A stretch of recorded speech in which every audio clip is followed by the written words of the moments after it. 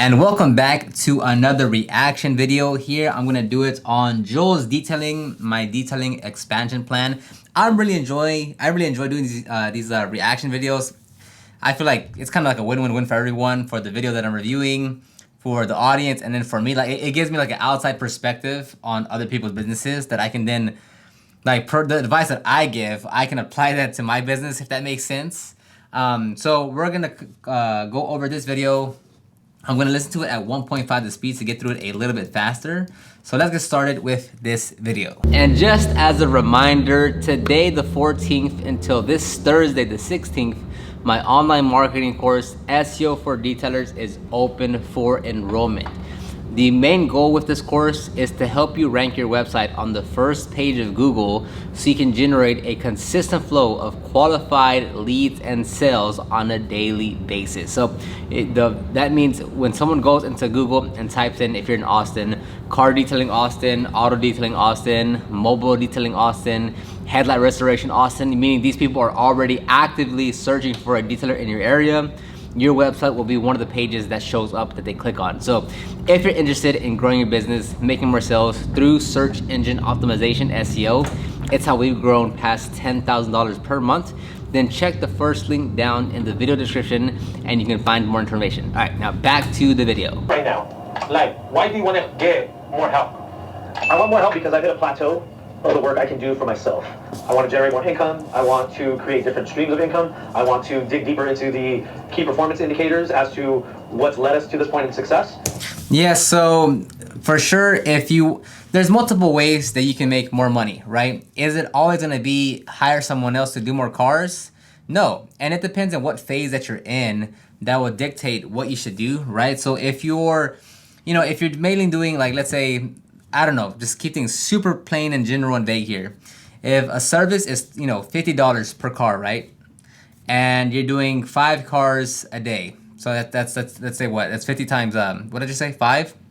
That's $250 per day, right? Is that right? I'm pretty dumb at math. Yeah, that's $250 per day, $250 per day. Now you might say, well, if I have someone else working with me, I could do 10 cars a day. So that would be $500. Or, right, that's one method. Or you can say, well, instead of hiring someone right now, it's not like I'm not making that much money per car. What if I first, let me first up the pricing to, $100 per car. So now I could still do, let's say, 4 cars a day instead of the 5 that I was doing, and I'm making $400 instead of the $250, and I'm doing less cars, but at a higher ticket price. So that's that method. It could be also like, are you just moving slow? Do you need like a bigger van, a bigger unit to have a more robust system that can help you go through a few more cars on your own? Because if you have a very inefficient system right now with your mobile van, and you hire someone with you to go knock out more cars, although yes, you'll be able to get through more cars because you have another body with you, there's still a big lack of inefficiency, or there's a pretty inefficient system that you have because you don't have the proper setup. So there's multiple ways to look at it, but aside from all that, what I say, if you want to get through more cars, does it help to have someone else with you? Does it help to have at least one other person with you? Absolutely. So I'm always 1,000% in agreement of building out a team, even if it's just one other person. That changes a lot of things in your business. Like the dynamic between what you're able to accomplish, what you're able to get to, how many hours you dedicate to in the field versus like in the office, is completely different. So I would 1,000% recommend, when you get to the point, when you're at that point, to actually build out a team. And I really want to expand and dig deeper in order to maximize our growth and our earning potential. So when you say you've reached your cap, your limit, what do you mean? Like, you can't do any more cars? Or do you just need to balance it more? Like, what do you mean you reach your limit? Well, we're limited with man hours with myself, and then we're limited to, hours of the day. So by bringing somebody else on, I can, somebody trained up to my level, we're able to... Boom. Okay, that part. Trained to my level. So one thing you have to understand is that you as the business owner will do everything to the highest extent, right? You are the one in charge. Like the way you see things, the way you understand things, the way it's all like you're just 10 out of 10, right? So like whenever we hire someone, and let's say they go from an entry level detailer to a crew leader to operation manager, whatever, I would never hold them up to my standard, to my specific standard. We have a company standard, right? We have something like this, like for this position that we're hiring you for, this is the standard at which you should be operating at. But it's very unfair to think that anyone would ever match the level of anything that I have, because I'm the owner. Like, this is what I've been doing for the past 10 years. Like, I have hundreds and thousands of experiences and data points in my noggin that allows me to operate at this like higher tier level. And to, even if I train someone and teach someone and this, like, they're not gonna match my level, because I just been doing this for much longer. That doesn't mean you can't hold them to the highest standard possible, but I stay away from like, you got to be to my level, because let's get, like, any business owner will always be at a much higher level in all areas versus someone else. But that doesn't mean you can't hold them to the highest standard that needs to be fulfilled at that current position. So if it is a crew leader, right, that goes out and drives the van, talks to the customer, makes sure that the vehicle is done properly, you can train them to where it's like, that's how it's supposed to be done. That's a perfect, like, this is what success looks like for this role. You can definitely hire and train for that position. But I would stay away from, you have to be to my level, because no one's ever going to match you. It's not happening. Double what we can do now. What do you do now? How many cars a day? I usually do anywhere from 2 to 3 vehicles a day, which is great. But if I can do 5 to 6, this would bring substantial growth in income into the business, Okay, there's actually a few things. So one, don't get too stuck on how many cars you're doing per day, although that is a metric that you can measure, right? Let's go from 1 to 2, 2 to 4, 4 to 5, 6 to 7 per day. But also, how much revenue are you generating for that day? So two ways that I look at the schedule is how many cars are on the schedule, and then how much revenue are we making for that day.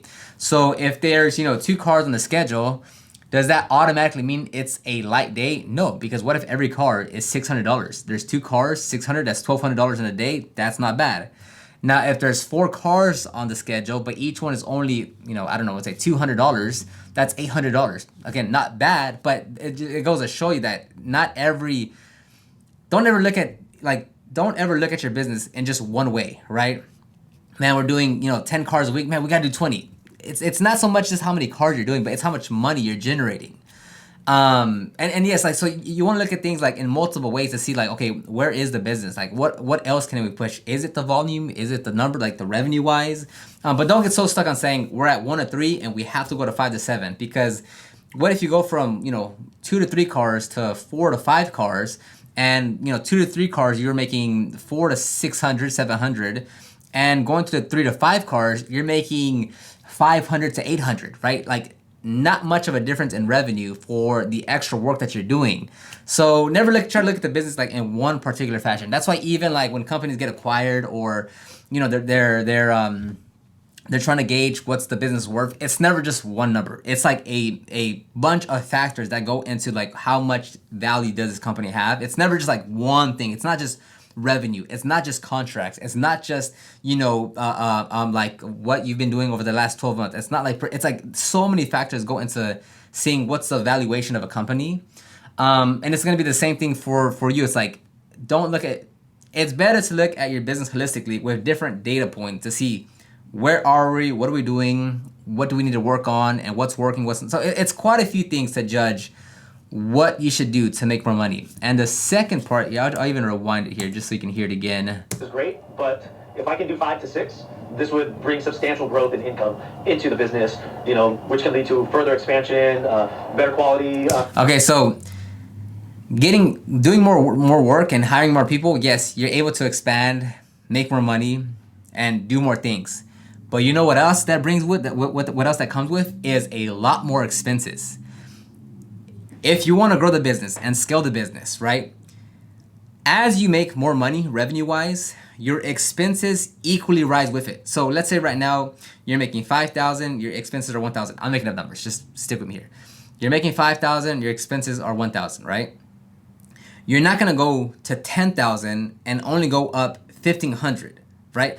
Assuming that like you want to hire people, maybe get another van, it's not gonna move that way. If you're making $5,000 and you're gonna go up to $10,000 and you want to hire a team and maybe get another van, a shop, whatever, it's gonna go from $1,000 to $3,000 in expenses. So like, yes, you can make more money. Like, absolutely yes. Like, you can take on more cars, do more. Yes, but at the same time, you're like, if you're gonna hire someone, okay, who's gonna do the accounting for you? who's going to do the payroll system, who's going to the company has to withhold half the taxes of that employee. Are you going to offer insurance? And that all that is straight just hard costs to the business, which is why we haven't offered healthcare and stuff. Just because eventually we will 100% we will offer healthcare and all that. Yeah, just your business has to be making money because it's a direct expense to the business, right? So like you have to be making money. On top of that, what else is gonna go to is training. You're gonna have to spend time training the employees on not like just on your own, like on its own training session.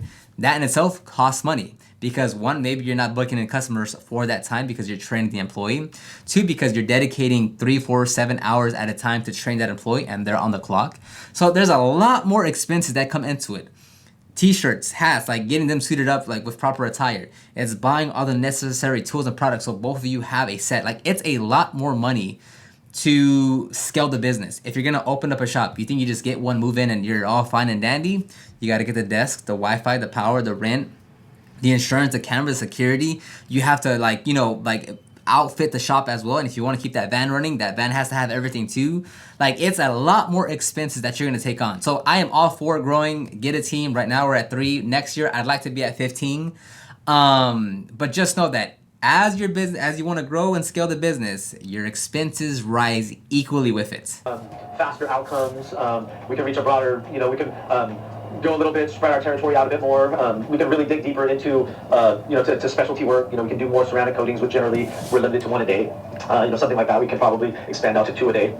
Yeah, so and that's very true. Like if you have a team, you can just do a lot more movement. I've been talking on that topic a lot more frequently as of late, where the more people you have with you, and not so much the more people, but if you have a team, a lot more activity is able to move at the same time. Like at this exact minute that I'm making this video, the mobile team is taking care of 2 wash and waxes, and then we have a full interior cleaning here at 2 p.m. All of which the mobile team the team will handle, the technicians. Right now, Lex is fixing a pressure washer right now for tomorrow's job. I'm making a YouTube video right now. So today, right now, like in this right now, 3 different things are going on. Okay, when Lex gets back to his desk, he's gonna book in customers via phone and email. I'm gonna continue to make videos. The mobile team is gonna come back here and start working. So like when you have multiple bodies working on multiple things, the movement, the activity just keeps on moving. It just keeps on moving. So here, once he gets his van and shop, he can send the mobile unit to go do the interior cleanings and the whatever services, and then those more specialty jobs, a correction, a coating, that gets sent to the shop. So he's at the shop working, doing the correction and coating, and then the van's rolling out there doing the 2-3 cars per day. That's how you're able to build a lot of momentum. It's a lot more headaches because you're managing a lot more people. You have to heavily focus on SOPs, protocols, training. People are gonna call in. They're gonna want to leave early. It comes with a lot of problems as well, but the pros highly outweigh the cons, assuming that you have everything in place and you know what you're doing and you know how to not even know how to properly scale, but you're just aware of the troubles and obstacles that might come and you're ready to take them on. You had 3 other employees before? Yes, I got 3, you can call them seasonal employees.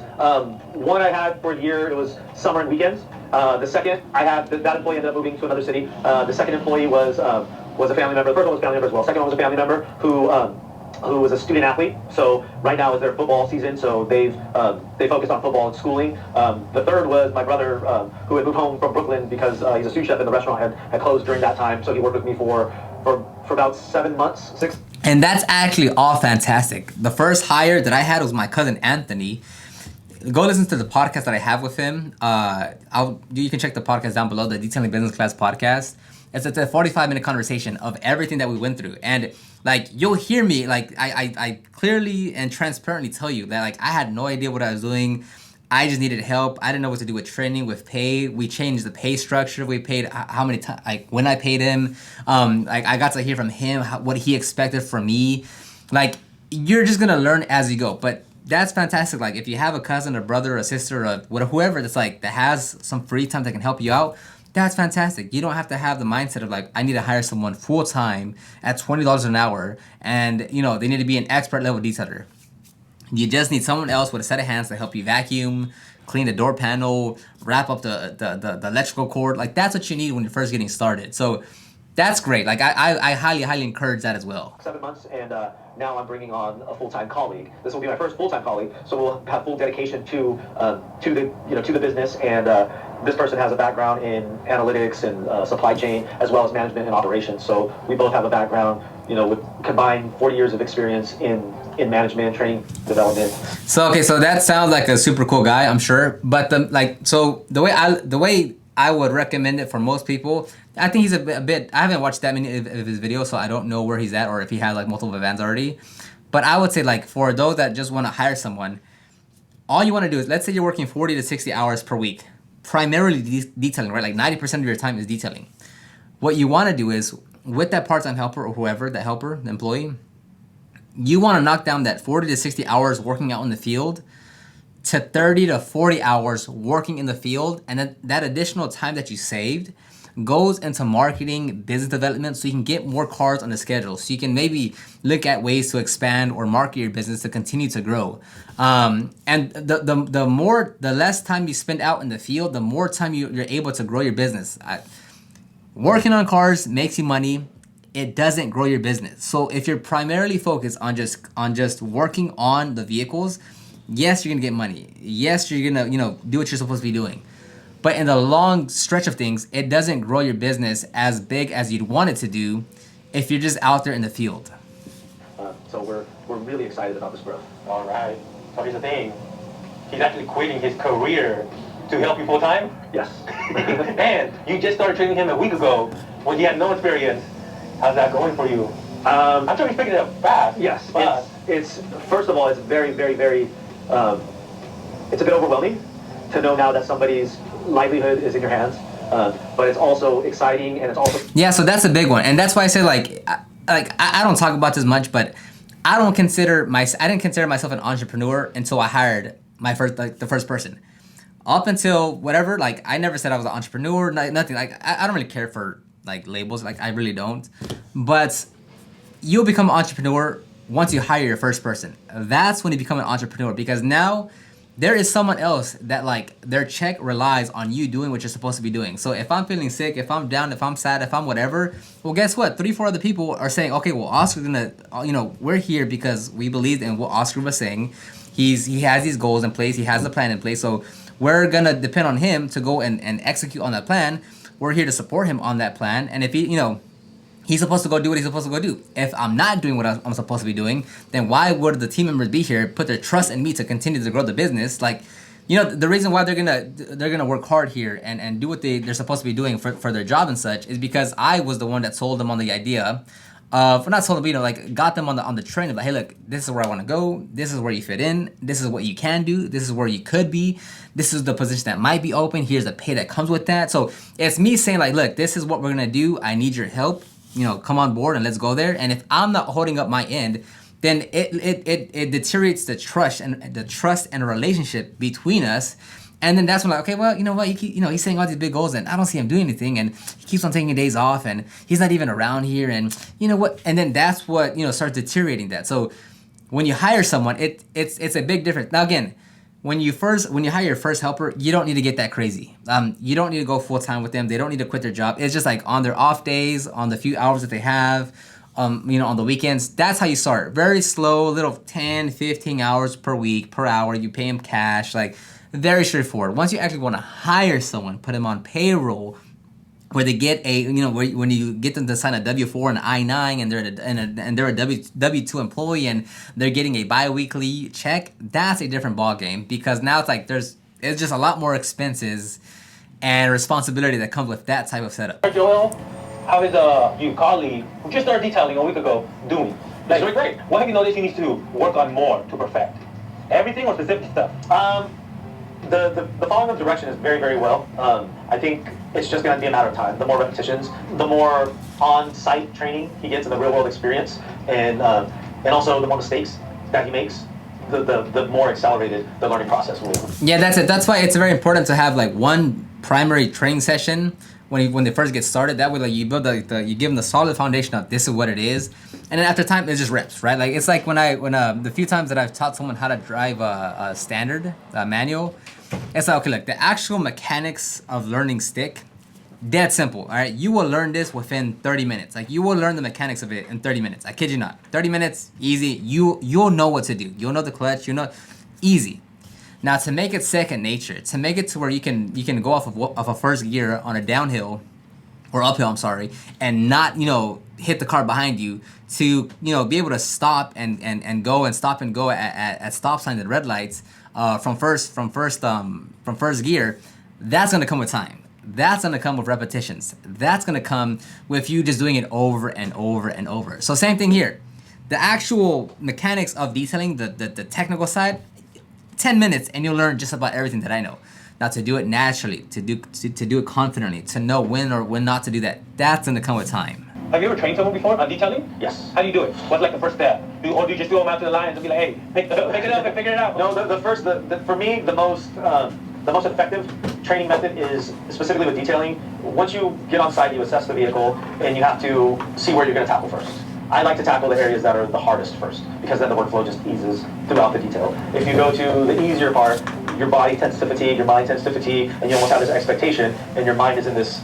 Yeah, so that's good. I would say that comes down to like the SOPs part, right? So like for the most part, we're gonna follow the same system on just about every vehicle. If things are gonna change here and there, if like the leather, is it cloth, are we extracting, or is it just cleaning leathers? Is it is it hard paint, soft paint? Are we so things will change based on the condition, the services, the time. But all in all, that's why it comes down to like, do you have a system in place? Do you have protocols in place? Do you have like, this is what we do most of the time? You'll deviate here and there, but for the most part, we're following this game plan every single time. That's very important. That way, like, it's not, it doesn't lead up to like, okay, so what do we feel like doing today? No, it's like this is how we do 1, 2, 3. Due to the condition, we'll have to do this here, and but for the most part, you're gonna have a set system in place. So like they're capable of taking on another task. Then I'll have them do that, and then I'll have them move on to the next task, and then it just grows from there. I feel like that's the most effective way to train without overwhelming and exhausting, the colleague. Hey guys, so I hope you like that video on Okay, and that's gonna wrap it up. I really do enjoy these videos. My detailing expansion plan is really cool to see what others are doing, and it's not like I'm that far ahead from everyone else, right? Right now, we've gone through 5 employees. We have 4 right now. I'm not that far away from him, right? We have 1 van, 1 shop, so it's not like I'm that far. But the few steps that I am, ahead from other detailers, it's cool to just kind of give the advice. And again, this is all just to be positive and to help other people out. It's not like I'm trying to, put myself on top of anyone or anything like that. But in the few steps I am ahead of these other channels, hopefully this helps out in any way, or helps out you if you're trying to, get your first employee, or to do whatever you want in your business. But hopefully these help you out in whatever way.